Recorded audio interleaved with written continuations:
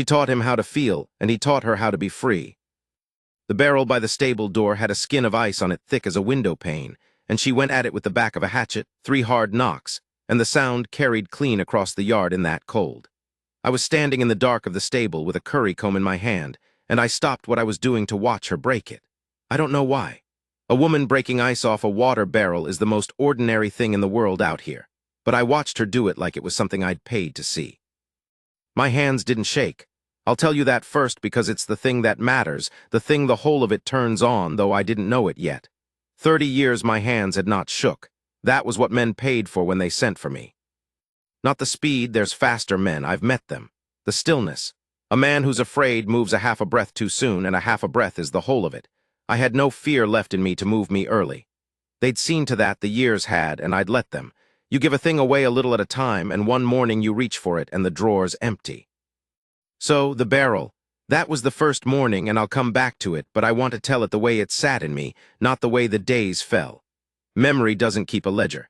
It keeps a handful of mornings and lets the rest run off like meltwater. I'd come up to Pell's the week before the big snow, hired. That was my trade. A man named Havard Pell ran the relay station at the high end of Tabor's Road, where the freight came through the pass before the country dropped off toward the flats, and Pell had a trouble he wanted handled in the spring. A man named Corliss who was running wagons on the same road and meaning to run Pell off it. Pell sent down to the railhead for a gun, and the railhead sent me. I didn't ask the particulars. I never did. You ask the particulars and pretty soon you're carrying them, and a man can only carry so much. I rode up on a dun mare with a wire cut on her near hind that I'd been doctoring, and I meant to wait out the worst of the cold under Pell's roof, take his pay in the spring, do the thing he wanted done, and ride on the way I always rode on. Alone and not minding it. I'd have told you I didn't mind it. I'd have believed me. Then the snow came down for 9 days and shut the pass, and there was no riding on for anybody, and the whole little world of us, Pell, his hands, the woman, and me, got froze into one house and one stable and the run of yard between them, and that was the winter that emptied drawer in me filled back up, a little at a time, the way it had gone out. Her name was Maren, Tarrant before she was anything of Pell's. Her father had been a teamster on that road, a big slow Norwegian who'd come over with a wife and a girl and buried the wife somewhere in the middle of the country and kept on west with the girl on the seat beside him. He'd freighted for Pell, and he'd borrowed off Pell the way teamsters do, a busted axle, a string of bad luck, a sick season, and the borrowing got written in a book Pell kept. And then one spring Tarrant's wagon went off the grade above the river with Tarrant under it, and the book outlived him. That's how it works. A man dies and the dirt takes the man, but not the book. Pell had the book, and the book had her name in it, her father's debt. And there's no law that says a debt dies with the man who made it, not out there, not then. So she worked it. She cooked for the station and the through traffic. She kept the place. She did the labor of 3 women, and every season Pell would open the book and show her the number, and the number never got smaller. I've thought about that a great deal since. The number never got smaller because Pell didn't want it smaller. He wanted her. The debt was just the rope he had on her, and a man like that doesn't cut a rope he's fond of. I didn't know all that the first morning. The first morning I just saw a woman break ice off a barrel and felt something move in me that I took, at the time, for nothing. A draft, maybe. A thing I'd eaten. Let me tell you about my hands again, because you have to understand the hands to understand the rest of it. I killed my first man at 19, and it ruined my sleep for a year. I'd lie awake and see him going down, the surprise of it on his face, surprise being the look most of them die with, and I'd shake, lying there in the dark, my whole body like a wet dog. By 30, the sleep had come back and the shaking with it had gone, and I told myself that was a man getting hard, getting wise, getting able. By 40, I didn't dream at all. By the time I rode up Tabor's Road, I was a tall, gray, quiet thing that other men stepped wide of in a barroom, and I could clean a pistol while a man bled out across the table from me and not spill the oil. I'd have told you that was strength. It's the lie at the center of every man in my trade. You think the not feeling is the armor. It's the wound. Pell's hands were 3. Old Quint, who ran the stock and was deaf in one ear and the best man with a horse I ever knew. A teamster named Royce who'd got snowed in same as me and was waiting it out, surly, drinking Pell's whiskey on Pell's tab, and adding to a book of his own he didn't know existed yet. And a boy named Asaph, 15, 16, who did whatever the others didn't want to, and who watched me the way boys watch a gun, with that hunger that breaks your heart if you've got a heart to break. which I'll allow I did not then. And there was Pell. I should tell you about Pell. He was a heavy, soft-spoken man, clean, which surprised me. His nails always clean, and he had a way of being kind that cost him nothing, and a way of being hard that cost him nothing either, and you couldn't tell from the outside which one was coming. He ran a fair table and a warm house, and he overcharged the through traffic exactly as much as they'd stand for and not a penny more, which is its own kind of intelligence. He liked me at first. Men like him always like men like me, until they understand us, and they only ever understand us once at the end, and by then it's too late for liking. He told me about Corliss the second night over a bottle, the wind starting up outside. He told me what he wanted done in the spring, and where, and laid out the pay, and I nodded the way I nodded. And across the room, Marin was scouring a pot with sand, and she didn't look up, but I could see her hands stop for just a second when Pell said the word for the thing he was hiring me to do. Her hands stopped, then went on. I noticed it the way I noticed everything in those days, flat, a fact, no weight to it. A woman who didn't like to hear that kind of talk. Most don't. Now I'll go back to the ice. She broke it every morning first light before the men were up, because the stock had to drink and the kitchen needed water and there was nobody to do it but her. Quint would have done it. Quint was old and slept poor and was usually up, but his hands were bad with the cold by then and the hatchet hurt him, and she knew it, and so she got there first so he wouldn't have to and never said why and let him think he just slept late. I learned that about her slow over the winter, that she was always getting somewhere first so somebody else wouldn't have to hurt. She did it for the boy. She did it for the old man. She did it near the end for me, which I'll come to. The third or fourth morning I came out and the barrel was froze and she wasn't there yet, and I picked up the hatchet and broke it myself. I don't know what made me. I'd never in my life broke ice for another soul's convenience. I broke it and filled the buckets and carried them to the kitchen door and set them down. And when she came out and saw the buckets full, she stood there in the cold with her shawl pulled up, and she looked at me a long moment. Not soft, not grateful exactly. More like a woman taking the measure of a strange animal that had done a thing the strange animal was not supposed to do. "You don't have to do that," she said. "I know it," I said. That was the whole of the first thing we ever said to each other that wasn't past the salt. You don't have to do that. I know it. I've turned it over 1,000 times since, and it's a small, dumb pair of sentences, but it's the door we walked in through, and you go in the door that's open. She wasn't pretty the way the word gets used. She was past 30, and the work had been on her, and her hands were a working woman's hands, cracked at the knuckles in winter, and she had a long, straight back and a way of setting her jaw before she said a thing she decided to say no matter what it cost. I came to think there was nothing in this world worth more than the set of that jaw. But that was later. The first weeks I just clocked her the way I clocked everything, the room, the doors, the men, where the guns were who stood where. A man in my trade is always reading the room for the trouble in it. I read her as no trouble. I was wrong about that, too. She was all the trouble there ever was, the best kind. The snow shut the pass and the days got small and close. There's a thing happens to men froze up together in a hard winter. The talk goes thin and the tempers go short, and Pell kept the lid on it the way a good station man does, with whiskey and cards and chores invented to fill the hours. Royce drank and got mean. Asa got jumpy. Quint went into himself and tended the stock like the stock were the only sane creatures left, which maybe they were. And I did what I always did, which was take up the least amount of room a man can take up and watch. But I'd started watching her instead of the doors. It crept up on me. That's the only way I can say it. There wasn't a morning I woke and knew. It was small things, and the small things are what I've kept. The way you keep the smell of a thing better than the look of it. The way she sang under her breath when she thought the kitchen was empty, low in that old country tongue of her father's, not pretty singing, just a sound a body makes to keep itself company. The way she'd cut a man's portion bigger if she could see he'd worked hard and smaller if she could see he'd been cruel, and never let on she was keeping that account. The way she handled the boy Asa, firm and warm both, so the boy didn't know he was being mothered and got mothered anyway. The way her hands moved. I keep coming back to the hands. Mine knew one thing only and hers knew everything: bread, a wound, a frightened horse, a child's hair, the right amount of pressure on a man's shoulder to steady him without him knowing he'd been steadied. I'd sit by the stove of an evening and not be able to take my eyes off her hands, and I told myself I was a tired old man warming himself, and that was all it was. One night the wind was bad and Royce got into the whiskey worse than usual and got to talking ugly, the way that kind do, and he said a thing to her across the room, low, that I won't repeat, about the debt and what a woman in her place ought to be glad to do to work it down. And the room went still. Quint half rose. Asa went white. And before I'd decided anything, my hand was on the table and I was looking at Royce with the look I have, the flat look, the one that's emptied out, and Royce, who was a drinker and a bully but not a fool, found the bottom of his glass real interesting all of a sudden. Nobody said a word. The wind said all of it, and I sat back down. Here's the part I didn't expect. I expected her to be grateful or scared or to keep clear of me after, the way they do, the way women do around a man they've seen go cold like that, because they've just been shown the thing in him, and the thing is ugly even when it's pointed the right way.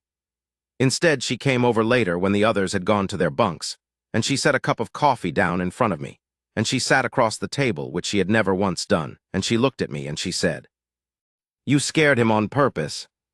"Yes." "You weren't angry?" "No." She turned that over. "That's worse somehow," she said, "or better, I can't decide." And then, after a while, looking at me steady, "When's the last time you were angry, truly angry, or glad, or anything?" I didn't have an answer. I want you to understand I genuinely went looking for one, the way you'd go down into a cellar looking for a thing you knew you'd stored there, and the cellar was bare.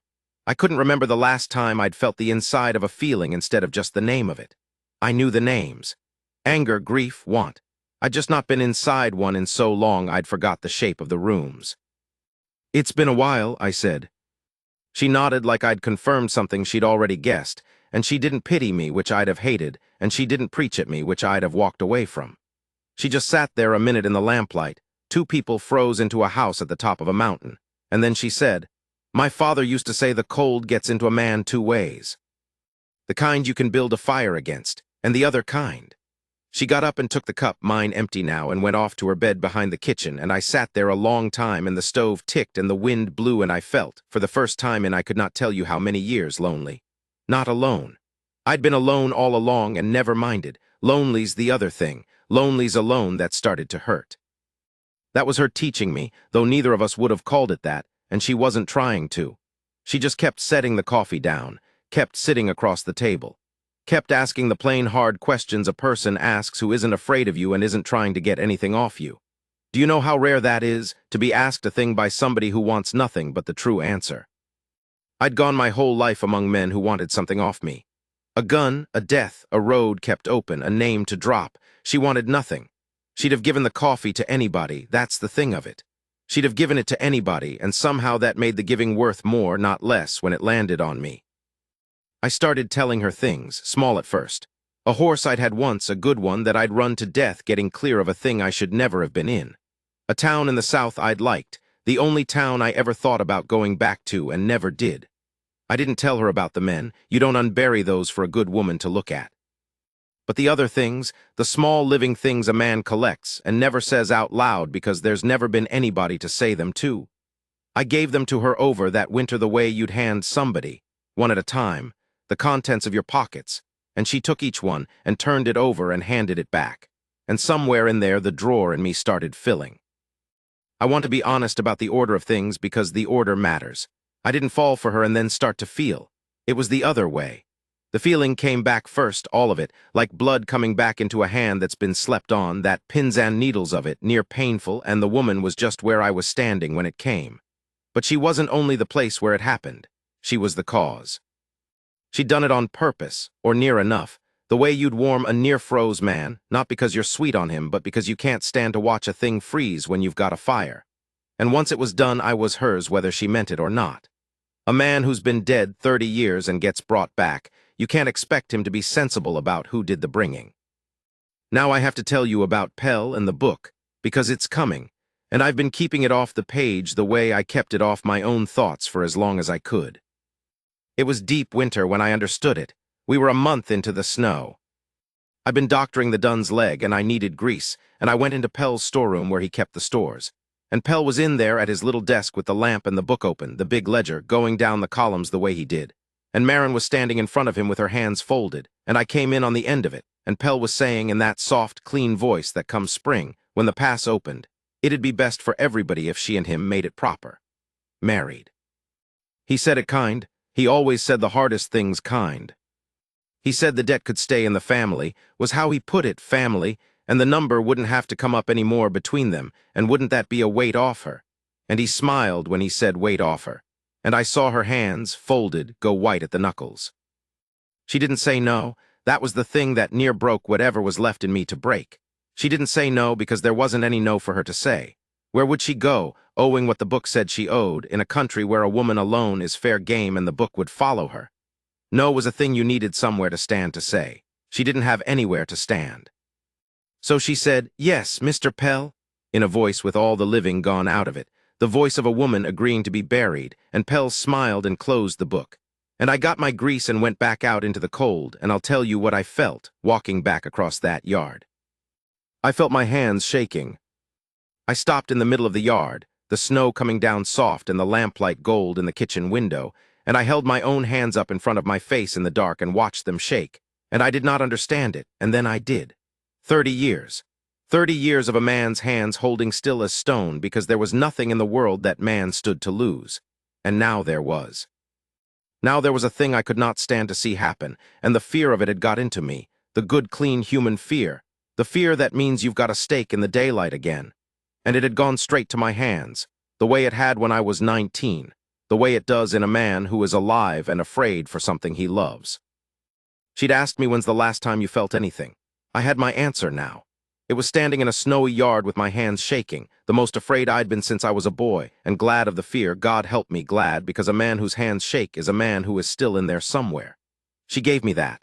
She'd no idea she'd done it. She was inside agreeing to be buried, and out in the yard she was raising a dead man, and neither of those things knew about the other. I didn't sleep that night. I lay in the bunk and I did a thing I had not done in 30 years, which was think about what I wanted instead of what I was paid for. There's a difference, and I'd forgot it. I'd spent my life being aimed like a gun gets aimed by whoever was paying, and a gun doesn't want anything. But I wasn't a gun. I just let myself get used like one because it was easier than being a man being a thing that wants and loses and grieves and hopes, all that soft, dangerous machinery I'd let rust on purpose. I lay there, and I let it run again, rusty and screaming, and what it told me when it got turning was simple. She was not going to marry that man. I had money. That's a thing about my trade nobody tells you it pays. 3 decades of blood money I'd never had a use for, never a wife to keep or a child to feed or a roof I cared to own, just a roll of it sewn into a saddle skirt, traveling money, dirty money, the price of a long row of surprised dead faces. I'd hated it without quite letting myself hate it. Now I knew what it was for. It had been for this the whole time, and I just hadn't met the this yet. In the morning I went to Pell. I caught him alone in the storeroom early before the others were up, the lamp still lit, the book on the desk. I told him I'd buy out the woman's debt. Whatever the book said, I'd pay it in coin that day. I laid the roll on the desk to show him I had it and meant it. I kept my voice the way I keep my voice. I didn't threaten. There's no need to threaten when both men in the room know what the other man is. Pell looked at the money a long time. Then he looked at me, and the kindness went off his face like a lamp turned down, and I saw the other thing under it, the thing that had been running the whole place all along. "It's not about the money," he said. "I know it," I said. There it was again, that pair of sentences. "It's not about the money, I know it." "You came up here to do a job for me in the spring," he said. "I did. And now you want to take my wife. She's not your wife, she's a name in a book. I'll pay the book." He smiled then, and it was an awful thing, that smile, because there was real grief in it, a man losing a thing he truly wanted. And I'll allow that Pell wanted her the way a man wants a thing he can't make love him, which is to say not love at all, but it feels like it from the inside, and that's the danger in it. "You think you're the first hard man who rode in here and got soft on her," he said. "You're not. She does that. It's a thing she does, like the cold or the dark." And they all left in the spring when the pass opened, and the softness went out of them on the first cold morning down the grade, and she's still here. She'll still be here. You'll be a thing she remembers. He pushed the money back across the desk toward me. "I won't take it. The debt's mine." "She's mine. Go do the job I hired you for, or don't, but get your hand off what's mine." I left the money on the desk. I left it on purpose where the book was, so he'd have to look at it, and I walked out, and that day I did not break the ice. I let it freeze hard on the barrel, and I stood in the stable, and I watched her come out and break it herself. 3 hard knocks of the hatchet, and I made myself watch, because I needed to remember exactly what it looked like. A woman doing for herself the thing nobody would do for her, so that I'd have it clear in my mind. What I was about to spend everything I had to put an end to. Because I'd made up my mind in the storeroom when he said she's mine and pushed the money back. A man can hire my gun. A man cannot, it turns out, push my money back across a desk and tell me what's mine and not have something happen. I thought that part of me was dead. It was just sleeping, and Pell, fool that he was the one who woke it. I'm going to tell the next part plain because it doesn't deserve to be dressed up, and because I've found that the things men do with guns are smaller than the stories make them. The stories are long. The doing is short. The pass opened ahead of season, a warm wind out of the south for 3 days that ran the snow off the high ground and turned the road to mud. And with the road open, Corliss came up. That was the trouble Pell had hired me for. Corliss came up the road with 4 men, meaning to make Pell sell out or quit. And Pell came to me that morning grinning, the warm wind in his favor. The job he'd bought now ripe, and he said, well, here's your work, earn your keep. And he expected me to go out and do for him the thing I'd done 100 times for 100 men like him. I went out into the yard. Corliss and his 4 were sitting their horses at the foot of it, and Pell was on the porch behind me with a shotgun, and Quint had the boy a sab back in the stable, and Marin was in the kitchen doorway with her shawl pulled up the way she pulled it, and the whole little froze-out world of us was strung out across that muddy yard in the warm, wrong wind, every one of them waiting to see what the hired gun would do. And I did the thing none of them looked for. I walked down the yard to Corliss, and I told him the trouble was Pell's and not mine, that I'd been hired wrong, and that if he'd give me his word to keep off the woman and the boy and the old man, I'd not lift a hand against him over a stretch of road that 2 grown men ought to be able to share. Corliss was no better than Pell, understand. There's no good men in this story but the woman and the boy and the deaf old man with the horses. Corliss was just a different greedy man on a different end of the same road. But greedy men are reasonable, that's the one mercy of them, and Corliss looked at me, knowing what I was, having heard of me the way they'd all heard of me, and he weighed his 4 against my 1, and he made the reasonable choice, which was to take the road we both knew he'd have to fight Pell for anyway and ride down the far end of it and leave the rest of us be. He gave his word for what a man like that's word is worth, and he turned his horse, and that was Corliss, that was the whole of the job Pell paid for, settled with words and not a shot, which I have never in my life done before or since. I turned around, and Pell was standing on the porch with the shotgun, and the kindness was all the way gone now, and he understood, finally, the way they only ever understand us once at the end. He understood that I had spent the thing he'd bought, my gun, my fearlessness, the whole cold machine of me, not on his enemy but on my own purpose, which was to stand between him and her, and that there was no more hiring me, that I'd quit being a thing that gets aimed, that I was a man again and a man with a stake, and a man with a stake is the most dangerous animal in any yard. He swung the shotgun toward the kitchen door, toward her, not at me. He wasn't a fool, he knew he'd lose me, so he went for the thing that would hurt me, the way the kind always do at the end. They can't win, so they break the board. My hands didn't shake then. That's the thing I want you to understand, and it's the whole turn of the story, and I've been 30 years trying to say it right. The winter, my hands shook all winter, because all winter I had everything to lose and no way to fight for it. But the second Pell swung that barrel toward her, the fear went out of my hands like water poured off, because now there was a thing to do, and a thing to do is the cure for fear, and the stillness came back into me, but it was a different stillness than the dead kind I'd carried 30 years. The dead kind came from having nothing. This one came from having everything and being willing to spend it. You'd think they'd feel the same in the hand. They don't. One's empty and one's full, and the full one is faster. It was over in less time than it takes to tell you it happened. He didn't get the shotgun level. I won't say more than that. There's no glory in it, and I've never told it like there was. A man who would point a gun at her in a doorway was a thing that had to be stopped, and I stopped it. And I felt every bit of it, every bit, which I had not done in 30 years. I felt the doing of it all the way down, and it was terrible, and I was glad to be a man who could feel a terrible thing as terrible again instead of feeling nothing. And that gladness and that grief were the same feeling, and I held them both at once standing in the mud, alive and shaking now after. The way a living man shakes after, with the boy crying somewhere and the warm wind blowing and the smoke going off thin into it. She came across the yard, I don't know what I expected, for her to be afraid of me now. I'd shown her the thing in me twice, the night with Royce and now this, and the thing in me was not pretty even pointed right. I stood there in the mud with my hands shaking, and I waited for her to be afraid of me the way they always were, in the end, the women, once they'd seen it clear. She walked straight up to me and she took both my shaking hands in both of hers, her cracked working hands around mine, and she didn't say I saved you or you saved me or any of the things the stories put in. She looked up at me, the set of her jaw gone soft for once, and she said my name, my given name. The name nobody'd used in 30 years, the name I'd half forgot was mine, because to everybody I'd been the gun, the hired man, the thing aimed. And she'd asked it of me weeks before, my real name, sitting across the table with the coffee, and I'd told her. And she'd kept it, all winter waiting, I think now, for the right morning to give it back to me.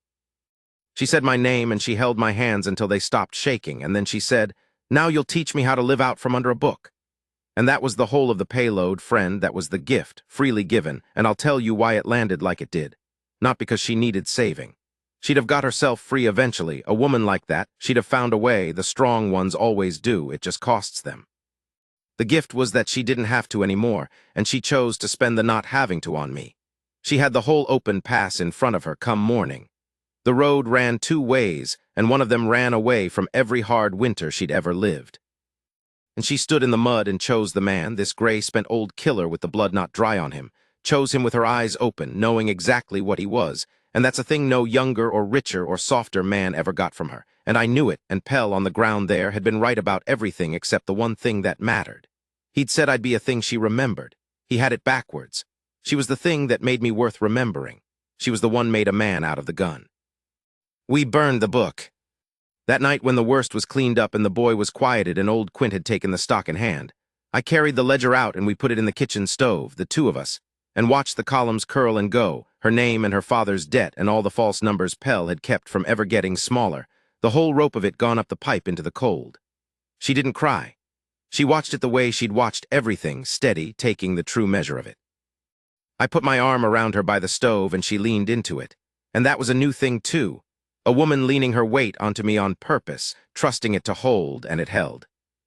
After 30 years, I'd found the one thing my hands were actually good for, which was not the gun at all, which was holding still so a tired, good woman could lean. The pass stayed open. We could have gone anywhere. We stayed through the mud and into the green, set the place to rights. It came to her clear by the law and the leavings, Pell having no kin that ever came for him.